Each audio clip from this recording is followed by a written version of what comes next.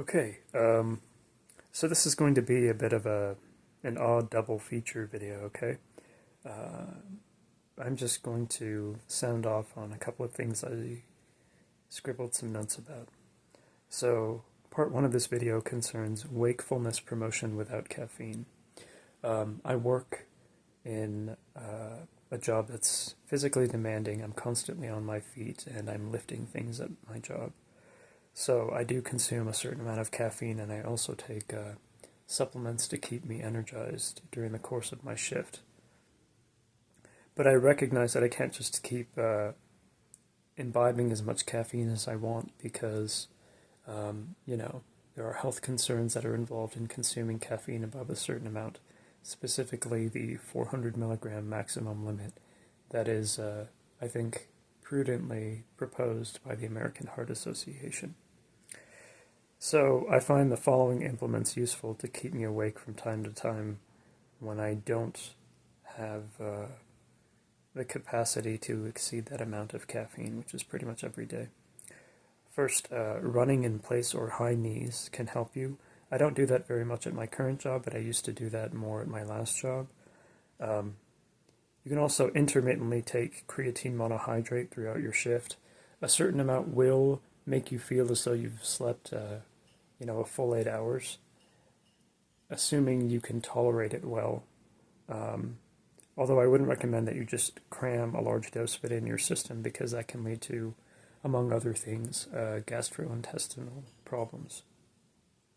You can also try chain yawning, which is yawning many times in succession through sheer force of effort and will. Although it's going to look really weird if you're just trying to summon a bunch of yawns out of your system. I find that it simultaneously refreshes the mind and relaxes the body. And I think many people can relate to that, But you want to combine it with something like M100s, which is kind of a combination of, we'll say, like push-ups, mountain climbers, and burpees. If you can tolerate that kind of workout, I recognize a lot of people are overweight or they have health problems that would stop them from being able to do that often.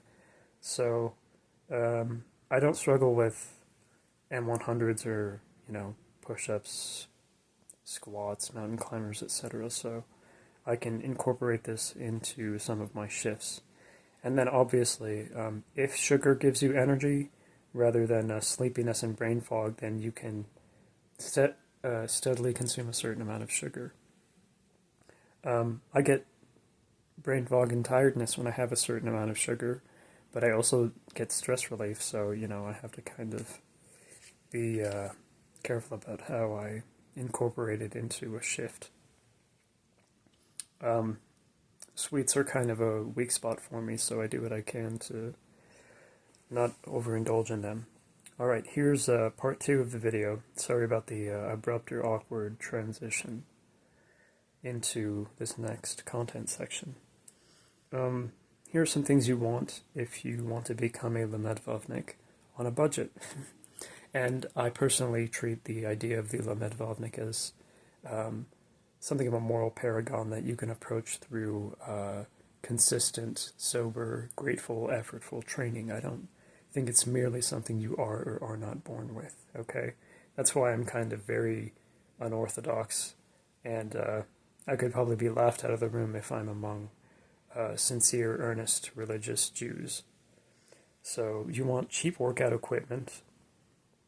You want to have some sense of bodily vitality that you work on regularly, okay?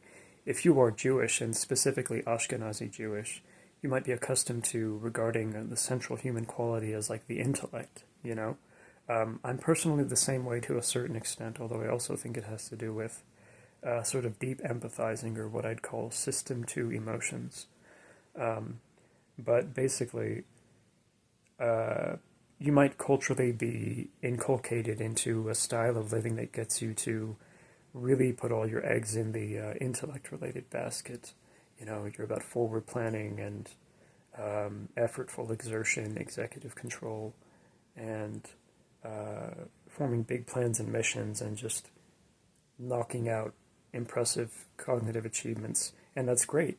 but having some sense of your awareness of your body and your awareness of your existence as a physical organism in a permeable sensory environment that is capable of being more than a klutz is an important part of psychological well-being, even if you're someone who is primarily cerebral or you're like Grigory Perlman or something, okay? I think it's a fundamental part of human health, which is not to say that the physical should be primary. It's just one of those things that could be easily overlooked if you come from certain cultural backgrounds, including my own. Also, you want unhackable pen and paper notebooks, okay? You want to be able to be, as I've said in another video, like a Zadok or Jesus or a selfless person when you're with others, but like Socrates when you're in private.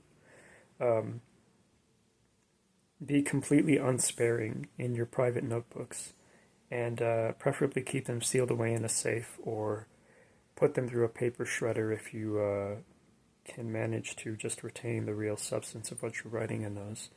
It has a therapeutic, civilizing, and healing effect upon the soul to be completely honest in a private notebook that you don't disclose to others.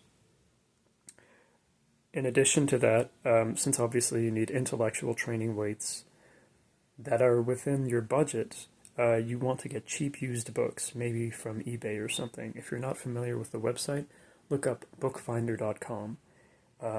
It's kind of something that aggregates book prices in accordance with the cheapest to the most expensive books you can attain, okay? I've attained a couple of volumes relating to Jewish as well as clearly non-Jewish topics through recourse to tools like that. And,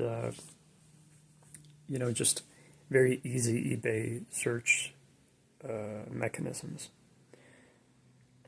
Also, this is something I haven't done yet, and I don't know if I'm willing to do this sort of thing right now, but at some point you probably want to get something like CPR training, pepper spray, an EpiPen, first aid kit, emergency medical equipment of different kinds. If you are, healthy and safe and sane, something like a legal folding knife.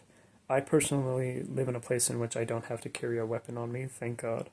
But, some of you may live in sort of rougher territories, and assuming you're, mentally healthy and you don't have like a long criminal record or a history of delinquency or something, you want to do what you can to deter and disengage and neutralize violent aggressors when you can, okay? I'm not advising people to just go and buy a knife and then go out and confront someone, but obviously if you live in a rough setting, if you have to constantly scan your environment whenever you're out and about, and you can't just like walk in a leisurely place with your headphones in your ears, then obviously you want to do what you can to defend yourself against attacks, especially in the current political climate in which anti-Semitism is not just accepted, but it's kind of like a fashionable or considered cool thing, certainly in many online spaces and unfortunately increasingly in certain offline spaces, according to what I've read from a certain Jewish forum. And then you also want something like caffeine in the form of powder or, caffeinated beverages or whatever. It's a well-tolerated performance enhancer. It works for a lot of people. It works for me. It'll likely work for you, assuming you don't overdo the consumption of it. And I wouldn't advise you to use, say, like ADHD medication or modafinil or anything like that, let alone poorly researched nootropics, because I think unless you have a medical need for such things, it's kind of likely to get you to rely on these implements as though they are a crutch, and you really don't need to grow really dependent on these kinds of tools. You want to ensure that your brain and your body are the primary tools you're using to shape yourself into something that can be of service to others. You don't want to rely mainly on, say, a stimulant or something like that, unless you do have, clinically significant ADHD or something. And then finally, you want a printout with prized selections from Pirkei Avot or other scriptural segments, or your favorite rabbis and your favorite scholars and wise people from different global traditions. I'm personally partial to content from the Stoics. I grew up with that, especially since I was 17. I was struggling with a really, really bad tinnitus in both my ears before I learned lifestyle design techniques that undermine the severity of that condition in my conscious awareness. And Stoicism saved my life repeatedly. But you may not find Stoicism particularly inspiring. You may be more of like a kind of a spicy, wild, and warm person who doesn't like invocations that feel like a straitjacket upon your emotional world. So you may favor, I don't know, wisdom from Tibetan Buddhist Rinpoches or something. So just have some sort of wisdom that you keep in your pocket, folded up in some printer paper documents or something, or like handwritten journals. I don't perceive anything as really more worthwhile in life other than maybe the pursuit of wisdom. I've cultivated certain Epicurean or even hedonistic capacities in recent years, but ultimately wisdom is like the main thing that matters in life. My name actually means wisdom in Sanskrit, so I think these two brief content segments should give you something to chew on in case you stumble upon this video. I don't think it's possible for literally anyone to become a Lamed-Vavnik, but I think that it would be useful to form a conception of that idea, which translates into making people with rather humble, maybe genetic or innate endowments as useful as they can be without obviously breaking their bank accounts or wearing them down into something that is like the giving tree, or excessively selfless. So this is just some food for thought for now. I'm going to work on an essay and a story I've been handwriting some notes about.